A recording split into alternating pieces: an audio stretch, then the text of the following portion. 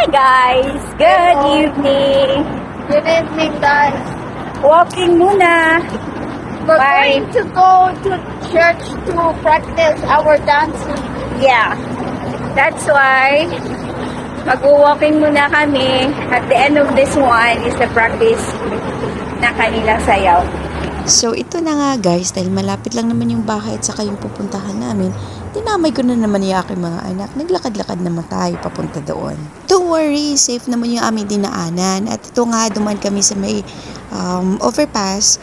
At yung overpass may elevator. So safe naman at maganda pag may stroller kang dala. At ang pinakamaganda dito guys, ay yung magkaroon ako ng bonding with my sons. At alam ko magiging memorable sa akin to pagdating ng panahon. Mabilis lang ang panahon mga inay, susulitin ko na tong mga pagkakataon na to.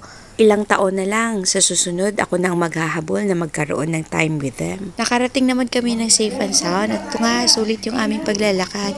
Makita mo ba namang gaano katalented ang iyong mga anak and the God-given talent na binigay sa kanila and the rest of the kids.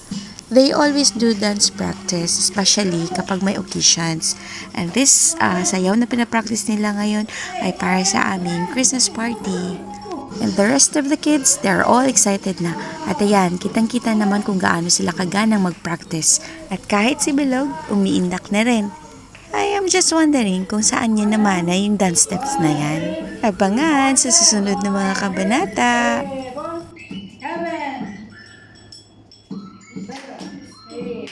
Thank you for watching and hope you enjoy. Please like and follow. God bless you more.